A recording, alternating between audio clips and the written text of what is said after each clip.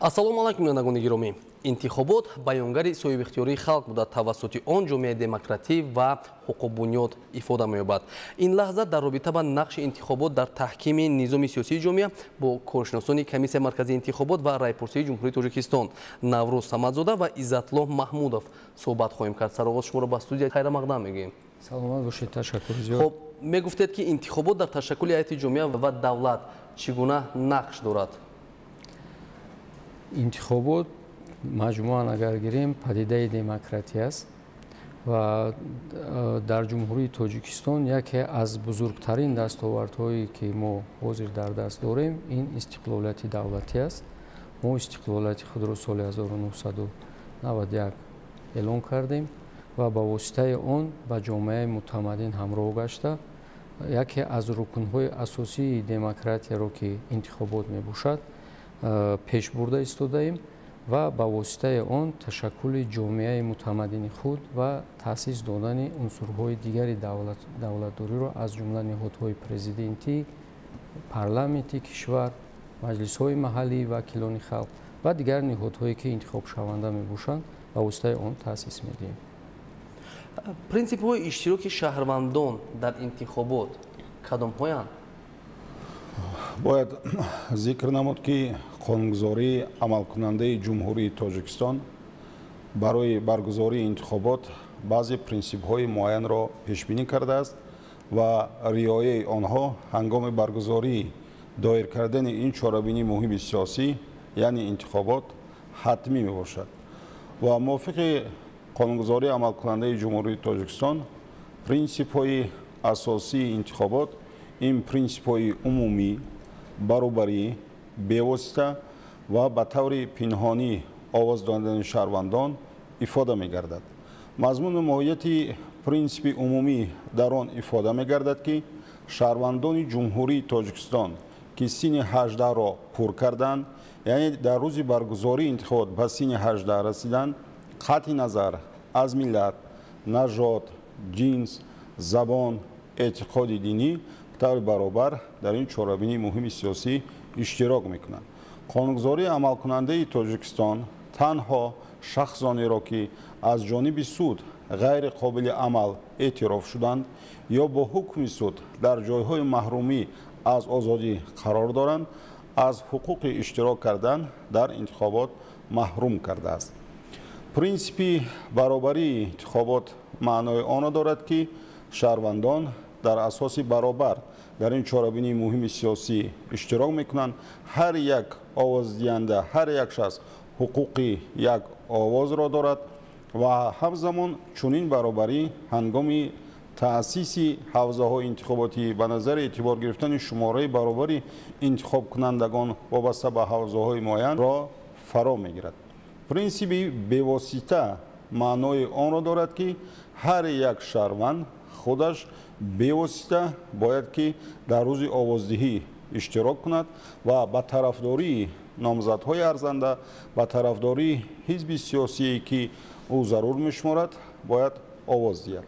ва мазмуни ба таври пинҳонӣ овоз додани шаҳрванд маънои онро дорад ки назорати изҳори иродаи шаҳрванд манъ аст ва аз ҷониби комиссияи интихобот албатта барои ба тариқи пинҳонӣ ифода ёфтани изҳори овози шаҳрванд тамоми шароитҳои зарурӣ тавассути таъсиси ҳуҷраҳои алоҳидаи овоздиҳӣ таъсис дода мешавад ва маънои ҳамонро дорад ки ҳеҷ кас ҳақ надорад ки ба шаҳрванд ҳангоми изҳори иродаи ӯ дахолат намояд. хоб интихобот дар ҷумҳурии Тоҷикистон дар асоси кадом низом роҳандозӣ мешавад ва системаҳои интихоботӣ дар Тоҷикистон чӣ гуна мебошанд? агар мо ба таҷрибаи ҷаҳонӣ ва аҳли башар назар афканем, айни замон дар давлатҳои гуногуни дунё низомҳои гуногуни интихоботӣ истифода карда мешаванд. аз ҷумла аз қабили низоми интихоботии мажоритарӣ, низоми интихоботии мутаносибӣ ва низоми интихоботии омехта. ва тавре ки дӯсти азизи мо дар ин ҷо ишора карданд, ҷумҳурии Тоҷикистон низ ҳамчун қисми ҷудонопазири ҷомеаи ҷаҳонӣ قانونگذاری خود را، قانونگذاری انتخابات را کاملا با طلبات سندهای بین المللی عمل کننده سازگار نموده است و بنابر همین عین زمان در جمهوری تاجیکستان نیز در ما نظام انتخاباتی آمیخته است، یعنی هم جای دارد نظام انتخاباتی ماژوریتری و هم نظام انتخاباتی متناسبی. نظام انتخاباتی ماژوریتری معنایش با آن است که یعنی گرفتن حد اکثریت آواز را در حوزه های انتخاباتی یک مندتی ifade می نمود و نظام انتخابی متناسبی اساساً سخن درباره اشتراک حزب‌های سیاسی در چاره‌بینی سیاسی انتخابات می رود. بنابر همین ضرورت راه اندازی کردن پرینسیپ‌های مذکور در تاجیکستان از این عبارت که تمام سوبیکتون روند سیاسی یعنی شهروندان برای خود پیشبری و حزب‌های سیاسی توانند فعالانه در این چاره‌بینی مهم سیاسی اشتراک ورزیدند و در تشکل اراده سیاسی مردم و تشکل حاکمیت دولتی سهم داشته باشند. باید قید نماییم که در جمهوری تاجیکستان برای نظام‌های آمیخته دو نمودی حوزه‌های انتخابات تشکیل کرده می‌شود. این حوزه یگانه عمومی جمهوریوی است که تمام حدود جمهوری تاجیکستان را در بر می‌گیرد و حوزه‌های یک مندتی انتخاباتی که 41 حوزه است. ما حدود جمهوری تاجیکستان رو به 41 حوزه تقسیم کردیم که اون در قانون پیش بینی گردیده است و در مجموع 22 وکیل مجلس نمایندگان به واسطه رویخط حزب‌های سیاسی انتخاب کرده می‌شوند و این از روی نظام نسبی متناسبی انتخابات است و آن طرزی که ما گفته ایستاده‌ایم این معنی آن رو دارد که در جمهوری تاجیکستان در حالت حاضر 7 حزب سیاسی عمل می‌کند و از این 7 حزب سیاسی همان‌هایی که رویخط نامزدهایشان رو پیشبری می‌نمایند برای به قید گرفته شدن در حوزه یگانه عمومی جمهوریوی، آنها در حوزه یگانه عمومی جمهوریوی برای نصیب گردیدن آنها با مندت‌های وکیلی مبارزه می‌برند و باقی مانده در حوزه‌های یک مندتی انتخابات هم حزب‌های سیاسی، ساختارهای حزب‌های سیاسی در اون حدودهای حوزه‌هایی که عمل می‌کنند و هم شهروندان به طریق به راه خود پیشبری حقوق نامزد شدن رو دارند و همه این برای حقوق برابر انتخابات که حقوق انتخاب شدن و حقوق انتخاب کردن رو در بر می‌گیرد، عملی کردن آنها رو در بر می‌گیرد. وظیفه‌های انتخابات از چی عبارت است؟ یکی از وظیفه‌های مهمترین انتخابات این تأسیس داده شدن نهادهای دولتی است. در جمهوری تاجیکستان ما اگر در سطح جمهوری بگیریم دو نهادی است که با راه انتخاباتی عمومی خلقی برگزار می‌گردد و آنها انتخاب می‌شوند. یکی از آنها نهاد پرزیدنت جمهوری تاجیکستان است و دیگری آن که با فرمان پرزیدنت جمهوری تاجیکستان از 4 دکامبر سال 2024 وابسته به دعوت نوی وکیلان مجلس نمایندگان، وکیلان مجلس‌های محلی، وکیلان خلق تعیین گردیده است به 2 مارس. در اینجا علاقه وکیلان انتخاب می‌گردند و هر دو این نهاد واسطه رایپرسی عمومی خلقی است و چنانکه که قید کردیم هر شهروند جمهوری تاجیکستان که به سن 18 رسیده است و حقوق انتخاب کردن رو دارد در انتخابات اشتراک میکند. وابسته به انتخاب گردیدن معیارهای در قانونگذاری انتخاباتی جمهوری تاجیکستان موجود است که معیارهای سن سالی است و شهروند با رسیدن به همین سن سال معین حقوق انتخاب گردیدن رو پیدا میکند. عموما انتخابات و نقش آن در جامعه متمدن چگونه است؟ البته باید ذکر نمود که امروز دولتی را یافتن ناممکن است که از پدیده انتخابات استفاده نکند و باید قید نمود که انتخابات یکی از پدیده مهمی جامعه بشری، یکی از رکنهای مهم دولت دموکراتی به حساب می رود و تاجیکستان نیز همچون دولت دموکراتی و حقوق بنیاد قانونگذاری خود را به طلبات سندهای بین المللی موافق ساخته در کنستیتوسیای جمهوری تاجیکستان یعنی قانون اساسی دولت интихоботро ҳамчун шакли олии ифодаи иродаи мардум мустаҳкам намудааст ва дар моддаи 6 конститутсия халқ ҳамчун сарчашмаи баёнгари соҳибихтиёрӣ ва сарчашмаи ягонаи ҳокимияти давлатӣ эътироф шудааст ки онро бевосита ва ё бавосита ба воситаи вакилони худ амалӣ менамояд.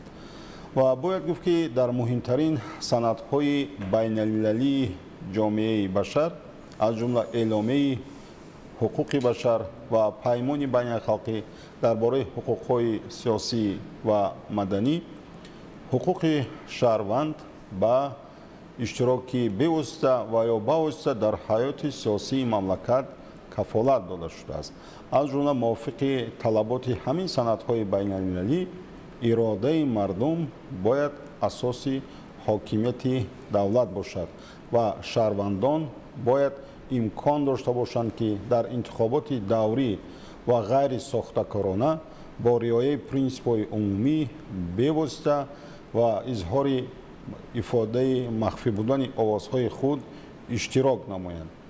бинобар ҳамин имрӯз дар ҷумҳурии тоҷикистон қонунҳои амалкунанда комилан падидаи мазкурро мавриди танзим қарор медиҳанд ва интихобот умуман имкон фароҳам меорад ки шаҳрвандони мамлакат дар ташаккули низоми мақомоти ҳокимияти давлатӣ ва амалишавии ҳуқуқҳои сиёсии худ фаъолона ширкат варзанд ва шаҳрвандони тоҷикистон бояд донанд ва дар хотир дошта бошанд ки ҳокимият дар тоҷикистон манбаи асосии он халқ аст ва барои халқ бояд ин ҳокимият кафолат дода шавад. аз ин рӯ шаҳрвандони тоҷикистон бояд бо дарки амиқи ҳамин масъала нисбат ба чорабини мазкур умуман ба чорабини муҳими сиёсии интихобот бояд бепарвоӣ зоҳир накунанд ва барои интихоби номзадҳои арзанда онҳо ҳатман бояд ки дар чорабини мазкур ширкат варзанд ва бинобар ҳамин имрӯз дар ҷомеаи ҷаҳонӣ тарзҳои гуногуни ташаккули ҳокимияти давлатӣ яке бо роҳи таъин кардан дигаре бо роҳи мерос ба даст овардан ва давлатҳое ки аз падидаи интихобот пайгирӣ мекунанд аз он истифода мекунанд ин маънои албатта пайравӣ кардани давлат ба ҷомеаи демокративу ҳуқуқбунёдро дорад. бинобар ҳамин тоҷикистони азизи мо аз рӯзҳои аввали касби истиқлоли давлатӣ ва баъди қабули конститутсияи ҷумҳурии тоҷикистон худро ба ҷомеаи ҷаҳонӣ ҳамчун давлати демократии ҳуқуқбунёд эълон дошт ва шакли иродаи изҳори олии ҳокимиятро дар баробари райпурсӣ интихобот муайян кардааст. хуб дар маҷмӯъ агар гирем нақши интихобот дар ҷомеаи мутамаддин бисёр баланд аст. интихобот василае аст ки ҷомеаи шаҳрвандӣ бо роҳи истифода аз истиқлолияти худ дар ташаккули мақомотҳои давлатӣ дар ташаккули мақомотҳои ҷамъиятӣ ва дигар сохторҳое ки ба воситаи интихоб кардан онҳо ташаккул медиҳанд иштирок мекунанд. як василаи соҳибихтиёрии мардум дар интихобот инъикос мегардад. дар ҷомеаи мутамаддини тоҷикистон низ ин унсур ҷой дорад ва бояд қайд намоем ки маърифати ҳуқуқӣ ё маърифати интихоботии шаҳрвандон ба воситаи пай дар пай ва бефосила дар муддати муайян, масалан агар интихоботи вакилонро мо ба инобат гирем ки дар соли 2025 баргузор мегардад, мо пай дар пай 5 сол пас онро гузаронида истодаем ва ба ҳамин васила мо маърифати ҳуқуқии шаҳрвандони худро баланд мебардорем. онҳо ба ин васила дар ташаккули ҳокимияти давлатӣ нақши муҳими худро бозида истодаанд ва он унсуре ки ҳокимияти халқ аст дар ин ҷо ҷой дорад. ва роҳи дигаре ки мо бояд қайд намоем ин ҳуқуқе аст ки ба ҳамчун мерос омада истодааст. аз як насли аз мо бузургтар ба мо омад, мо ба насли ҷавонтар онро мерос гузошта истодаем ва шакли иштироки шаҳрвандони мо дар ин интихоботҳо ки онҳо доимо фаъолона иштирок мекунанд, ин яке аз унсурҳои меросие ҳаст ки аз гузаштагон ба мо омадааст.